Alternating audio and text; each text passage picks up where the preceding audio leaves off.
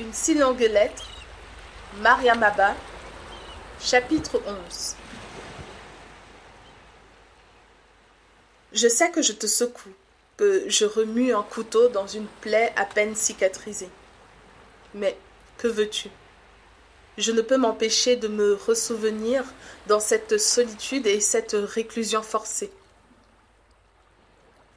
La mère de Maodo, c'est tante Nabou pour nous et Sénabou pour les autres. Elle portait un nom glorieux du Siné, Diouf. Elle est descendante de Boursiné.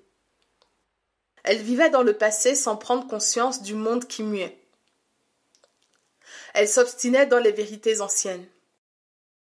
Fortement attachée à ses origines privilégiées, elle croyait ferme au sang porteur de vertu et répétait en hochant la tête que le manque de noblesse à la naissance se retrouve dans le comportement. Et la vie ne l'a point épargnée, la mère de Maodoba. Elle perdit tôt un mari cher, éleva courageusement son aîné Maodo et ses deux autres filles, aujourd'hui mariées et bien mariées. Elle voit une affection de tigresse à son seul homme, Maodoba, et quand elle jurait sur le nez, symbole de la vie, de son seul homme, elle avait tout dit. Maintenant, son seul homme lui échappait par la faute de cette maudite bijoutière, pire qu'une griotte. La griotte porte bonheur, mais une bijoutière. Elle brûle tout sur son passage comme un feu de forge. La mère de Maodo, alors que nous vivions décontractés, considérant ton mariage comme un problème dépassé, elle réfléchissait le jour, elle réfléchissait la nuit aux moyens de se venger de toi, la bijoutière. Elle décida un beau jour de rendre visite à son jeune frère, Farba Diouf, chef coutumier à Diakao. Elle rangea quelques vêtements bien choisis dans une valise qu'elle m'emprunta, entassa dans un panier divers achats, provisions et denrées chères ou rares en ciné, fruits de France, fromage, confiture, jouets pour ses neveux, coupons de tissu destinés à son frère et à ses 4 femmes. Elle fit appel à Modou pour quelques billets soigneusement pliés et rangés dans son porte-monnaie. Elle se fit coiffer, teignit ses pieds et mains au henné. Vêtue, parée, elle partit. La route de Rufisque se dédouble de nos jours au croisement de Diamniadio. La nationale 1, à droite, mène, au-delà de Mbourg, au Ciné Saloum. Tandis que la nationale 2, traversant Thiès et Tivaouane, berceau du tidianisme, s'élance vers Saint-Louis, naguère capitale du Sénégal. Tante Nabou n'avait pas ces voies agréables de communication. Dans le car et sur la piste cahotante, avec émotion, elle se retranchait dans ses souvenirs. La vitesse vertigineuse du véhicule, qui l'emportait vers les lieux de son enfance, ne l'empêchait pas de reconnaître le paysage familier. Voici Cynthia, puis, à gauche, Popenguine, où les gourmettes festoient à la Pentecôte. Que de générations a vu défiler ce même paysage figé. Tante Nabou constatait la vulnérabilité des êtres face à l'éternité de la nature. Par sa durée, la nature défie le temps et prend sa revanche sur l'homme. Les baobabs tendaient aux cieux les nœuds géants de leurs branches.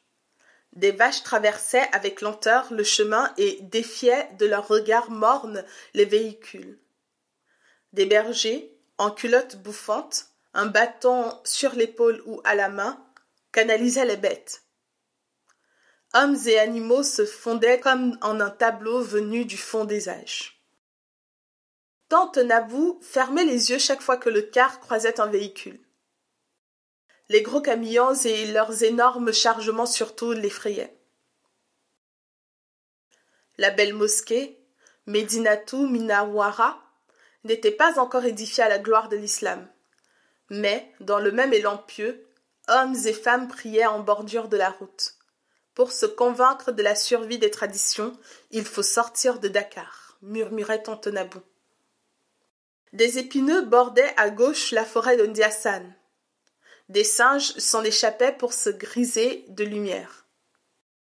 Voici Tiadiaï, Tataguine, Durup, puis Dioudiouf, et enfin Fatik, capitale du Ciné. Essoufflé et fumeux, le car bifurqua à gauche. Des secousses encore. Enfin, Diakao, Diakao la royale, Diakao, berceau et tombeau des Boursinés.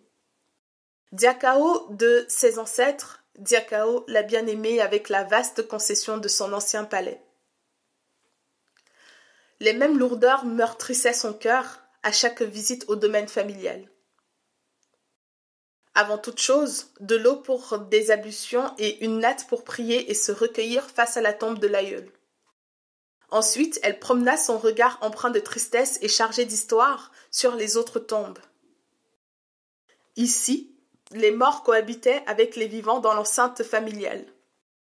Chaque roi, au retour du sacre, plantait dans la cour 2 arbres qui délimitaient sa dernière demeure. Tante Nabou lança vers ses repères mortuaires des versets psalmodiés avec ferveur. Elle avait un masque tragique, dans ces lieux de grandeur qui chantaient le passé, au sang des Njunjun. Ton existence, Aïssatou, ne ternira jamais sa noble descendance, jura-t-elle. Associant dans sa pensée rites antiques et religion, elle se rappela le lait à verser dans le ciné pour l'apaisement des esprits invisibles. Demain, elle irait faire dans l'eau ses offrandes pour se préserver du mauvais œil, tout en s'attirant la sympathie des tours. Royalement accueillie, elle rentra aussitôt dans ses prérogatives d'aînée du maître de maison. On ne lui parlait que genoux à terre. Elle prenait ses repas seule, servie de ce qu'il y avait de meilleur dans les marmites. Les visiteurs vinrent de partout pour l'honorer, lui rappelant ainsi la véracité de la loi du sang. Ils ressuscitèrent pour elle l'exploit de l'aïeul Boursiné et la poussière des combats et l'ardeur des chevaux pur sang. Elle puisa force et vigueur dans les cendres ancestrales remuées, au sang éclectique des koras, grisé des senteurs lourdes de l'encens brûlé. Elle convoqua son frère. « J'ai besoin, lui dit-elle, d'un enfant à mes côtés, pour meubler mon cœur. Je veux que cet enfant soit, à la fois, mes jambes et mon bras droit. Je vieillis. Je ferai de cet enfant une autre moi-même. La maison est vide depuis que les miens sont mariés. » Elle pensait à toi, fignolant sa vengeance, mais se garda bien de parler de toi, de la haine qu'elle t'avait vouée. « Qu'à cela ne tienne, rétorqua Farbadiouf. Je ne t'ai jamais proposé d'éduquer l'une de mes filles, par crainte de te fatiguer. Or, les jeunes d'aujourd'hui sont difficiles à tenir.